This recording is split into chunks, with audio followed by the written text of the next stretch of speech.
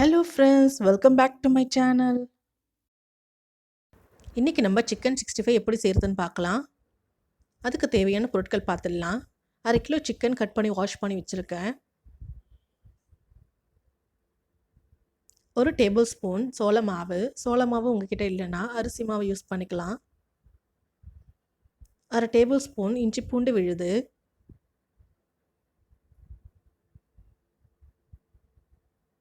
1 table spoon மிளகாய் தூள்,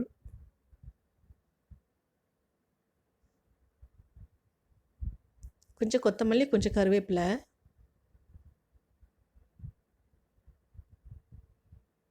1/4 table spoon மஞ்சள் தூள், தேவையான அளவு உப்பு, பொரிக்கிறதுக்கு தேவையான எண்ணெய், கெட்டியான தயிர் 1 டேபிள் ஸ்பூன், ஒரு முட்டை நல்லா அடித்து வச்சுருக்கேன். இப்போ எப்படி செய்கிறதுன்னு பார்க்கலாம். ஒரு பவுல் எடுத்து வச்சுக்கலாம்.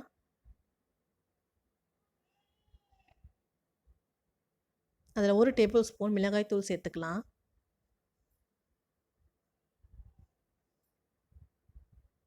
அரை டேபிள் ஸ்பூன் இஞ்சி பூண்டு விழுது சேர்த்துக்கலாம்.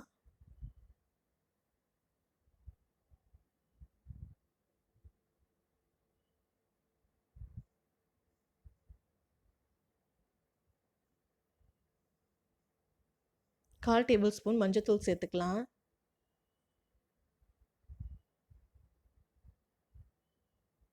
சோள மாவு 1 டேபிள் ஸ்பூன். இதை கொஞ்சம் கொஞ்சமாக சேர்த்துக்கோங்க. திரும்ப வேணும்னா நம்ம சேர்த்துக்கலாம். கொஞ்சம் எடுத்து வச்சுக்கலாம். கெட்டியான தயிர் 1 டேபிள் ஸ்பூன்.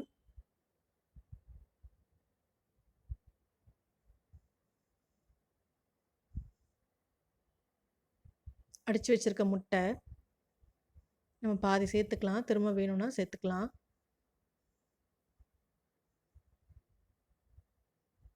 தேவையான அளவு உப்பு,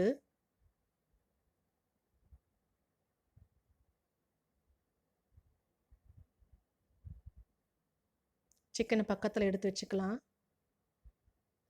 இப்போ இதை நல்லா கலந்துக்கலாம்.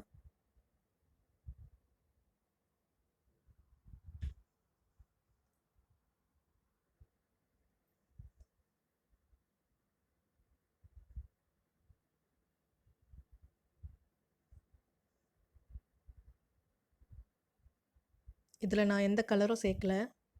உங்களுக்கு தேவைன்னா கலர் சேர்த்துக்கலாம். இப்போ நல்லா கலந்தாச்சு. இப்போ ஒவ்வொரு சிக்கன் பீசஸாக அதில் போட்டு நல்லா கலந்து விட்டுக்கலாம்.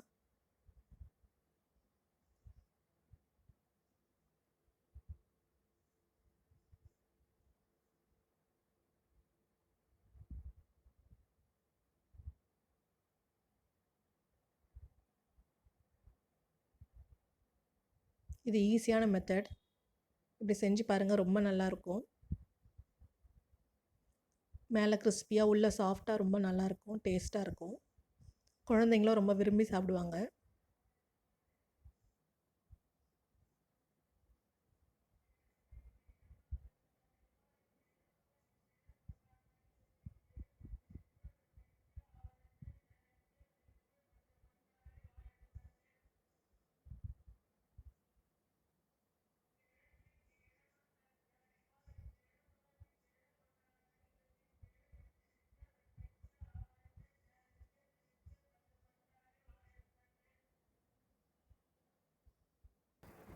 நல்லா கலந்தாச்சு.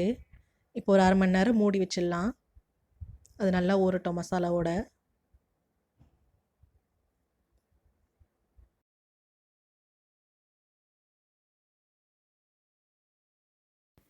சிக்கன் 1/2 மணி நேரம் ஊறிடுச்சு. இப்போ எண்ணெயில் பொரிச்சு எடுக்கலாம். ஒரு கடாயை ஹீட் பண்ணிக்கலாம். இதில் 1 கப் ஆயில் சேர்த்துக்கலாம். எண்ணெய் நல்லா சூடாகட்டும்.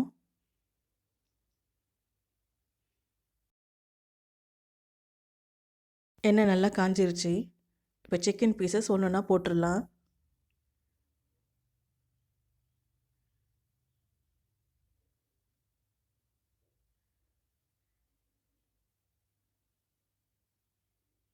ஒன்றோடு ஒன்று ஒட்டாமல் போடுங்க.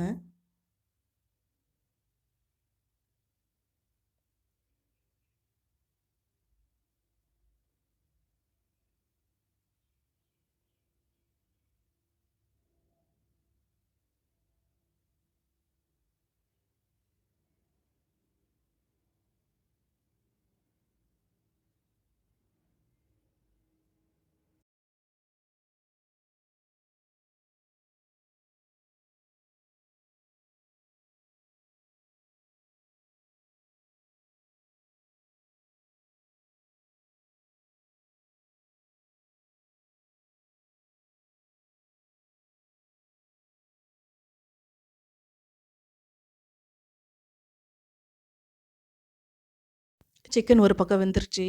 இன்னொரு பக்கம் திருப்பி போட்டுக்கலாம்.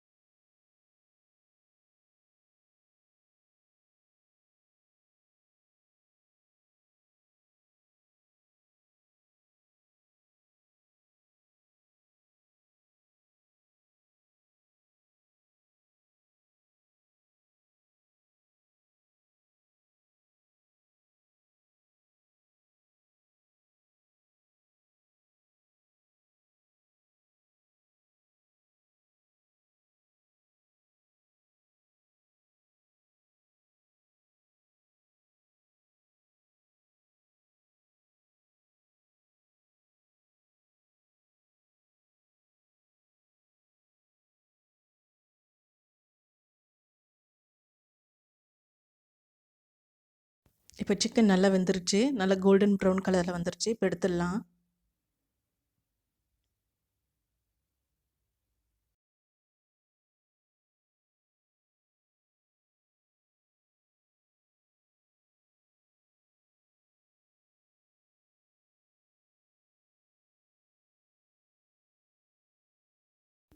எண்ணெய் நல்லா வடிகட்டோன்னு ஒரு பிளேட்டுக்கு மாற்றிக்கலாம்.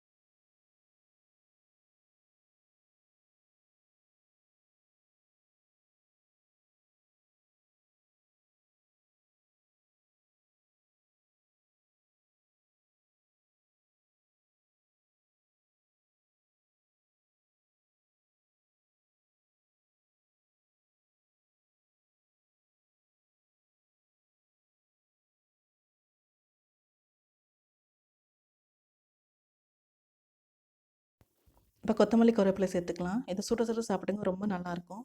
இந்த ரெசிபி உங்களுக்கு பிடிச்சிருந்ததுன்னா லைக் பண்ணுங்கள், ஷேர் பண்ணுங்கள். என் சேனலை மறக்காமல் சப்ஸ்கிரைப் பண்ணுங்கள். என் சேனலில் வர வீடியோ நோட்டிஃபிகேஷன்ஸ்க்காக பெல் ஐக்கானை கிளிக் பண்ணுங்கள். தேங்க்ஸ் ஃபார் வாட்சிங் ஃப்ரெண்ட்ஸ்.